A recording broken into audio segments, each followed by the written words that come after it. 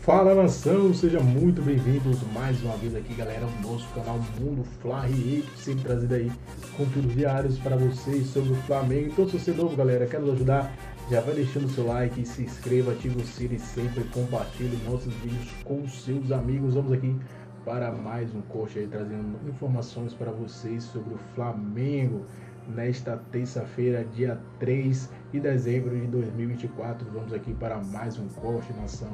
Bater esse jogo agitado, 3-2, jogar. Foi uma rodada com alguns grandes jogos, a gente já vai falar, mas queria te ouvir sobre Fla 3 e Inter 2. Eu estava aqui pensando se Fla e Inter ou Botafogo e Palmeiras. Qual duelo teve a combinação turno e retorno dos melhores jogos? Porque Flamengo e Inter no turno foi 1-1, mas também foi um tremendo jogo de futebol. E ontem também foi um jogaço e acho que ficou muito claro, ouvindo o Felipe, ouvindo o Roger, dois ex-laterais esquerdos, né, diga-se. Os canhotos costumam fazer bons trabalhos, sou um deles. Primeiro tempo genial do Flamengo, primeiro tempo fortíssimo do Flamengo e o segundo tempo, de fato, muito bom do Inter. O Inter poderia ter empatado o jogo. O Rossi fez algumas boas intervenções na reta final para salvar o Flamengo de garantir os 3 pontos para o Flamengo, mas acho que diz muito sobre o momento das duas equipes, né? O Felipe Luiz, num recorte menor, mas um trabalho muito legal, né?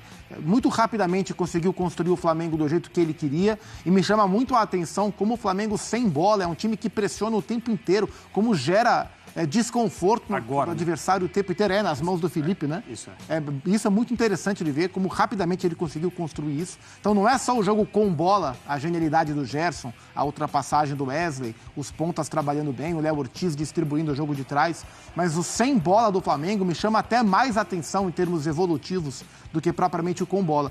E o Inter do Roger é o grande time do segundo turno, né? O Botafogo é o melhor time do campeonato, o Inter é o grande time do segundo turno, o Corinthians é o grande time do último recorte. Mas o Inter faz um segundo turno espetacular e conseguiu reagir. É isso que me chama a atenção do Inter. Não só os jogos bons que o Inter faz, mas o Inter conseguiu reagir de um 0-3, né, para um 2-3, jogando bem à sua maneira. Conseguiu ter a calma para jogar dentro do Maracanã, mesmo tomando de 3-0. Então, assim, são dois trabalhos surpreendentes pelo rápido encaixe que tiveram, não pela qualidade de quem os comanda, mas pelo rápido encaixe e deixam boas perspectivas para o ano que vem. E não por acaso estão entre as melhores equipes da competição, já garantidas, assim como Fortaleza e São Paulo, na fase de grupos da próxima Libertadores da América. Quero te ouvir também, André. Eu espero, Felipe, Gustavo e amigos, que essa derrota do Internacional, depois de uma longa invencibilidade, não sirva porque ela significou a impossibilidade do Inter ganhar o campeonato, não sirva para que as pessoas comecem a criticar o trabalho do Roger, porque o Inter não pode mais ser campeão. Como se no dia em que ele chegou ao Internacional, alguém estivesse pensando que dava para o Inter ganhar o Campeonato Brasileiro. Aí seria mais um caso, né, de um treinador vítima do próprio sucesso. É isso. Da própria expectativa que ele criou. Por que se falou que o Inter era um candidato ao título? É porque matematicamente, até esse fim de semana, o Inter poderia ganhar o Campeonato Brasileiro. Mas o percentual era ínfimo, a chance era muito pequena. E o Internacional, com essa derrota, fez um jogo abaixo do que vinha fazendo, abaixo das suas próprias possibilidades, abaixo do potencial que o time dirigido pelo Roger, a partir do momento que encaixou e emendou essa série de partidas sem perder, nos acostumou a ver. O Inter fez um primeiro tempo ruim, melhorou no segundo tempo, concordo com o Gustavo, teve volume, teve futebol para até empatar o jogo, não conseguiu. O empate não seria um resultado incompatível com o que aconteceu em campo, mas o Flamengo mereceu a vitória. E o Roger continua sendo o líder de uma arrancada que pouca gente imaginava que aconteceria, o que dá ao torcedor do Internacional, eu creio, uma ótima perspectiva para o ano que vem, sob o comando desse técnico, talvez melhorando o elenco. O Inter deu uma subida, num ano que foi dificílimo, enfrentando problemas que nós nem somos capazes de imaginar por causa da tragédia que afetou todos os clubes em Porto Alegre. E o Inter vai terminar o campeonato, muito provavelmente, com uma vaga na fase de grupos da Libertadores do ano que vem. Seguimos aqui falando de times gaúchos, né, para trazer o Grêmio. Venceu o São Paulo, vitória importantíssima. Para o rubro-negro carioca. Inclusive, será que Gabigol será relacionado? O Felipe Luiz deu uma deixa na entrevista coletiva, dando a entender que Gabigol pode não ser relacionado porque ele está pendurado, pensando na despedida dele contra o Vitória no domingo, que será o último jogo do Flamengo na temporada e também no Maracanã. E eu vejo muitos torcedores brincando, dizendo que o Flamengo tem que escalar o sub-15, não tem que ganhar o jogo, porque, obviamente, para quem não sabe, o Criciúma está brigando para fugir da zona de rebaixamento com o Fluminense, que é rival do Flamengo. A gente vai falar sobre essa situação do Gabigol, vamos falar também sobre os lesionados. O fisioterapeuta do Flamengo detalhou a situação de cada atleta que está no departamento médico e quando eles podem voltar ao time do Flamengo. Cebolinha, Vinha, Arrascaeta, Pedro, a gente vai falar sobre isso. E tem também clube mexicano de olho no volante Alan. É isso mesmo, a gente vai trazer os detalhes dessa informação também no vídeo de agora. Mas antes, galera, eu queria falar para vocês da nossa parceira KTO, que vocês já conhecem. Quarta-feira tem 2 jogos extremamente importantes pelo Campeonato Brasileiro, que pode definir aí o título, inclusive, do campeonato para o Botafogo. O Palmeiras pode atrasar o título ou até mesmo ainda ser campeão. O Palmeiras pega o Cruzeiro, o Botafogo pega o Internacional. Quem vai se dar bem nessa rodada? Vocês podem ir lá na KTO, o link está aqui na descrição, lembrando que é só para maiores de 18 anos e eu peço sempre para vocês jogarem com muita responsabilidade e lá vocês vão poder fazer a fezinha de vocês, a aposta de vocês e quem sabe garantir aquela grana. O Flamengo não está mais disputando nada, porém você pode disputar e ganhar, mas por novamente saber se comunicar muito bem com o torcedor do Flamengo em uma entrevista coletiva. Se os treinadores soubessem a importância de uma entrevista coletiva, eu tenho certeza que eles dariam mais valor a esse momento. Por quê? É o momento que eles podem conversar com o torcedor. E quando eu digo conversar com o torcedor, obviamente não é na maneira literal, mas é aquele momento que ele pode passar o recado dele para os torcedores. O jornalista está ali apenas para fazer perguntas e aí ajudar o torcedor a entender o que o treinador deseja fazer. E o Felipe Luiz, ele foi muito bem. Você pode não concordar com o que ele diz, mas ao menos você entende qual é a dinâmica de trabalho dele, o que ele tentou fazer, o que ele quis fazer. E, enfim, novamente uma entrevista coletiva muito boa, ele elogiando os jogadores, elogiando os volantes. Enfim, acho que o torcedor rubro-negro ele tem que ficar extremamente otimista pelo futuro. Independentemente de quem vença a eleição, isso aí está notório. Quem vencer a eleição não vai demitir o Felipe Luiz, muito pelo contrário, vai mantê-lo. Todo mundo já falou isso abertamente. E tá certo, tem que manter.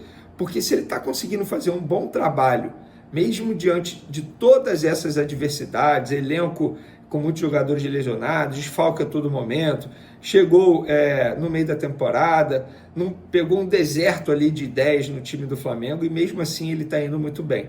Acho que com o começo de uma pré-temporada, ele ajudando na montagem do elenco, eu tenho certeza que o trabalho pode crescer ainda mais. Então, parabéns ao Felipe Luiz pelo jogo que o Flamengo fez diante do Internacional, embora tenha caído de produção no segundo tempo, mas foi uma vitória extremamente importante diante de um rival muito difícil, que é o Internacional. Vamos para as informações, galera. O fisioterapeuta do Flamengo, Márcio Puglia, deu uma entrevista à Flá TV e ele explicou de maneira detalhada qual é a situação de cada jogador que está no departamento médico e os prazos de retorno desses atletas. Vamos lá. Everton Cebolinha, abre aspas para o Márcio, fisioterapeuta do Flamengo. O Everton está respondendo muito bem às progressões que estão sendo feitas de fortalecimento e carga de trabalhos específicos, porque a gente vai trabalhando a reabilitação do tecido e levando isso para a especificidade do futebol, ou seja, começa de forma indoor, de forma mais controlada e começa a transferir isso para o campo. Essas 2 etapas são muito importantes e o que a gente está vivenciando agora é exatamente isso. Já estamos com ele no campo, então ele já está terminando a etapa de transição com a fisioterapia e iniciando a transição com a preparação física, provavelmente ao longo das próximas semanas. A ideia é que chegue na pré-temporada numa condição boa para estar fazendo, teoricamente, parte com o elenco, talvez com alguns ajustes ou outros que são necessários para quem está retornando de lesão. Arrascaeta, um atleta com um procedimento um pouco mais simples no aspecto de reabilitação, mas que também requer cuidados. As respostas dele aos estímulos que vêm sendo dados estão sendo muito boas. Ele está só com umas 2 semanas de reabilitação. É um processo para 4 ou 6 semanas. A gente acredita que o tempo que tem com ele também vai ser o suficiente para chegar na pré-temporada bem junto com os demais atletas. O Pedro vem de um processo muito bom de recuperação, acima até do esperado para o tempo que ele tem, completando 10, 11 semanas agora. Nesse período, normalmente a gente ainda está controlando o quadro inflamatório, vendo o arco de movimento, e ele já restaurou toda a amplitude de arco e vem realizando trabalhos na academia. Podemos falar que conseguimos ir um passo a mais nesse momento da reabilitação. Pedro está numa etapa que seria mais forte a partir do 3º mês, e a gente conseguiu algumas semanas antes começar em uma boa fase de fortalecimento. O que no aspecto geral de reabilitação é muito bom, porque nos dá um tempo maior dentro desse processo e também encurtando talvez lá na frente o retorno dele, sem falar muito sobre prazo, porque existe um tempo mínimo para isso, de 6 a 8 meses. Vinha, esse aí, muito complicada a situação. O Vinha também vem um processo de recuperação bom de um procedimento cirúrgico que foi realizado. Já iniciou os trabalhos de fortalecimento também na academia. Vem fazendo os aeróbicos sem impacto, que a gente chama, fazendo também trabalho na piscina. Tem sido bem satisfatório no aspecto geral. Está evoluindo dentro do esperado. É uma lesão complexa de no mínimo 10 a 12 meses para que volte. Bom, tá aí, querendo ou não, um panorama geral desses jogadores que são importantes e alguns vão demorar ainda mais. Por exemplo, o Vinha só no meio do ano que vem mesmo. E muita gente fala assim, tem que liberar o Ayrton Lucas, negociar o Ayrton Lucas. Não, tem que ficar com o Ayrton Lucas e Alexandro. O Vinha vai demorar a voltar e sabe-se lá como ele vai voltar. Falando de Flamengo e Criciúma durante a semana, galera, jogo importante para o Criciúma, para o Flamengo não. Vamos ser bem francos aqui, lembrando que o jogo é quarta, 8 horas da noite.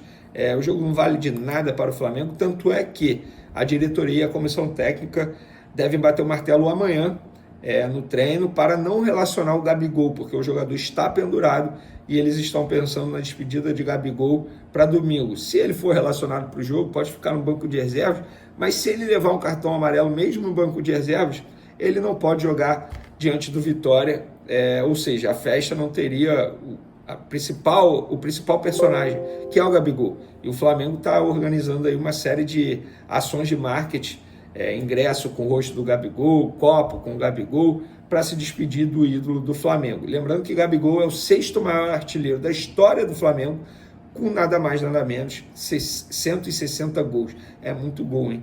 Em 307 jogos, conquistou 13 títulos, sendo 2 Libertadores, 2 brasileiros, 2 Copas do Brasil, 2 Supercopas do Brasil, 1 Recopa Sul-Americana e 4 estaduais. É muito título, muito gol, muitos jogos, e independentemente do que ele fez, deixou de fazer, para mim vai continuar sendo ídolo, nada vai apagar. Acho que a idolatria de alguns torcedores com o Gabigol pode ter diminuído, beleza, mas na história do Flamengo ele vai continuar sendo ídolo. E para esse jogo contra o Criciúma, quem vai apitar o jogo vai ser Wilton Pereira Sampaio, ou seja, promessa aí de emoção na arbitragem para esse duelo importante para o Criciúma. Para o Flamengo, não. Para finalizarmos o nosso vídeo, galera, informação importante já de mercado da bola. Antes, eu trouxe uma informação envolvendo o Fluminense, que o Pachuca do México fez proposta para ter John Kennedy do Fluminense por empréstimo com opção de compra girando em torno de 36 milhões de reais. Beleza, eu dei essa informação. E aí, apurando mais detalhes, eu descobri uma outra informação envolvendo um atleta do Flamengo, que é o volante Alan. O Pumas do México quer o volante, tem o desejo de contratar o volante também por empréstimo com opção de compra. Na verdade, o empréstimo seria pagando $1 milhão e uma opção de compra estabelecida em $4 milhões. Vamos lá, pagar pelo empréstimo $1 milhão? Acho até ok. 6 milhões de reais que o Flamengo embolsaria apenas por emprestar o jogador, tá? E a opção de compra de $4 milhões daria, na cotação de hoje, 24 milhões de reais. É um valor muito baixo em relação àquilo que o Flamengo pagou ao Atlético Mineiro para comprar o volante Alan. Na ocasião, cerca de 9 milhões de euros. mais de 40 milhões de reais.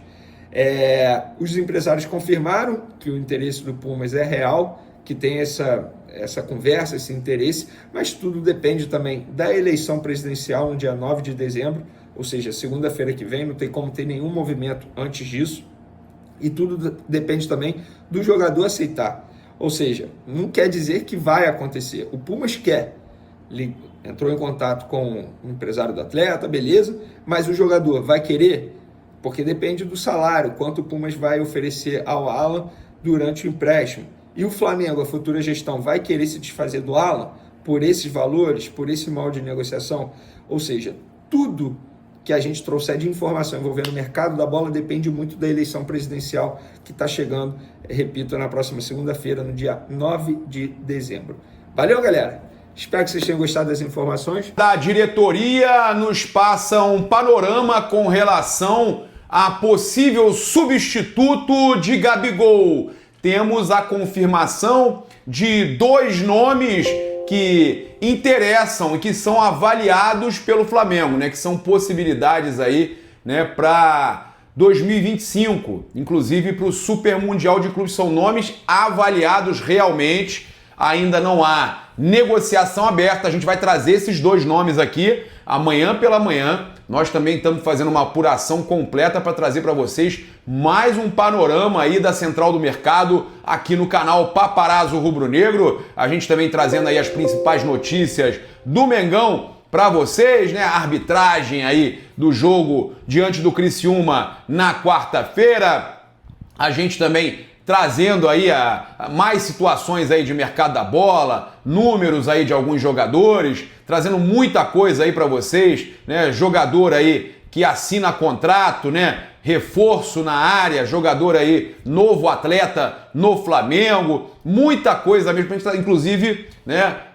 Uma situação aí de discussão entre as chapas aí do Flamengo, né? O pessoal do lado do BAP, e aí ali também o pessoal que é responsável pela eleição, querendo uma coisa, o Landim, o pessoal da outra chapa, do Dunche, né, querendo que os sócios também façam uma outra coisa na eleição. A gente vai explicar aqui tudo para vocês, né, trazer aí os 2 lados da história. Aqui a gente se mantém 100% imparcial no canal Paparazzo Rubro Negro. A gente chega aqui com todos os nossos patrocinadores aí no comentário. Foi o grande destaque do Cuiabá nesta temporada, o que facilitou a sua chegada ao Ninho do Urubu. A informação foi exclusiva das páginas Paparazzo Rubro Negro. Nós trouxemos essa informação aqui, né, exclusiva. Nosso repórter Gabriel Orfan apurou, né? O contrato do atleta com o Flamengo é de empréstimo até dezembro de 2025, com opção de compra. Veio do Cuiabá. Flamengo, então, contratando, né, sub-20, jogador sub-20 do Cuiabá, atacante, hein? Pois é, o nosso repórter, o Gabriel Orfan, já havia adiantado na semana passada que as partes estavam com conversas avançadas. Nesta segunda-feira, as negociações tiveram aí um final feliz. Parabéns aí ao Flamengo, que garantiu a contratação do jovem jogador. Olha só, vamos falar de atacante, né? O Gonçalo Plata, a gente tem alguns números dele aqui. Eu vi pessoas criticando o jogador, mas eu gosto de apresentar os números até para quebrar, às vezes, certas críticas, né? Ele foi escalado como titular, arriscou diversas vezes, mas não conseguiu ampliar o placar. Olha só, uma grande chance criada, 2 passes decisivos, segundo no jogo, 3 finalizações, 2 no gol, 1 na trave, 2 de 2 dribles certos, 100%, 7 de 8 duelos ganhos, 87%, 4 desarmes, segundo do jogo, nota 8, né, o segundo do jogo também, cara, nota 8 SofaScores, né? Então o Gonçalo Plata muito bem no jogo, ainda tem gente que reclama, cara, é impressionante, tá? Os torcedores, quem tá reclamando também são os torcedores do Flamengo, reclamando do lance ali que analistas criticaram também o lance em que o árbitro Rodrigo José Pereira de Lima derruba o Gonçalo Plata e na sequência o Internacional faz o gol. A principal reclamação é pelo fato do árbitro não ter interrompido o jogo, né? Algo que todos esperavam que fosse acontecer. Então analistas, torcedores, todo mundo reclamando. Ocorreu um lance semelhante em Atlético Paranaense e Fluminense, e o meio-campista da equipe mandante derrubou o árbitro Rafael Claus e no mesmo instante o jogo foi paralisado. Dois pesos, duas medidas. Com o Flamengo vai ser sempre isso, contra tudo e contra todos. É uma vergonha. E se esse gol tivesse mudado o resultado do jogo? Não mudou. O Flamengo ganhou, né? O Baldasso ficou arrasado, tá triste da vida o Baldasso. O nosso querido amigo Baldasso, né? Acreditava no título ainda, tá chateado que agora o Inter não briga mais pelo título e tá atrás do Flamengo, né? A gente tem aí mais um árbitro aí pra gente reclamar, né? Quarta-feira, o Wilton Pereira Sampaio, ele está de volta, árbitro escolhido aí para comandar o duelo entre Criciúma e Flamengo, na quarta-feira às 20 horas, no estádio Heriberto Rios, né? 37ª rodada do Brasileirão. Então, o árbitro, né, o Wilton Pereira Sampaio, vai comandar a partida aí do Flamengo diante do Criciúma, que interessa diretamente ao Fluminense, né? Agora, passar para vocês que o Flamengo, conversei aí com uma fonte ligada à diretoria, que o Flamengo em momento algum se interessou pelo Eduardo Vargas. O atacante foi oferecido, o Flamengo descartou, segundo o GE, inclusive, o Flamengo descartou logo de imediato, né? O Cruzeiro também descartou, Alexandre Matos. O Flamengo não tem interesse, nenhum jogador queria continuar em Belo Horizonte, depois que não conseguiu o Cruzeiro, veio tentar se oferecer para o Flamengo, mas o Flamengo nem cogitou. O Flamengo mal recebeu a notícia que o jogador teria interesse, ofereceram, o Flamengo descartou de cara a contratação do Eduardo Vargas, que perdeu 2 gols importantíssimos na final da Libertadores. Fez um, né, de cabeça, mas perdeu 2 gols feitos, né? A torcida do Flamengo até toda criticando, né, comentando. Então, o Eduardo Vargas foi oferecido, mas o Flamengo descartou de cara, tá? Olha só, já temos os potes do sorteio do Super Mundial de Clubes, né? Olha, o Flamengo pote 1, hein? Flamengo tá nos times do pote 1, olha que bacana, né? Flamengo, Palmeiras, River e Fluminense estão no pote 1, tá? Então, olha só, Manchester City, Real Madrid, Bayern de Munique, PSG, Flamengo, Palmeiras, River Plate e Fluminense. Todos aí no pote 1, tá? Pote 2, Chelsea, Borussia Dortmund, Inter de Milão, Porto, Atlético de Madrid, Benfica, Juventus e Salzburg, tá? O Red Bull Salzburg. Pote 3, olha só, não sei como vai ser a disposição da questão dos potes, tá? Flamengo é um dos cabeças de chave, o Botafogo não. Então, há possibilidade de Fluminense enfrentar Botafogo, Palmeiras enfrentar o Botafogo, Flamengo enfrentar o Botafogo. Há possibilidade do Flamengo enfrentar, por exemplo, também o Boca Juniors, tá? O Atlético de Madrid. O Flamengo não enfrenta de cara Real Madrid, Manchester City, Bayern de Munique, PSG, River Plate, Palmeiras e Fluminense. Não tem nenhum desses jogos na primeira fase.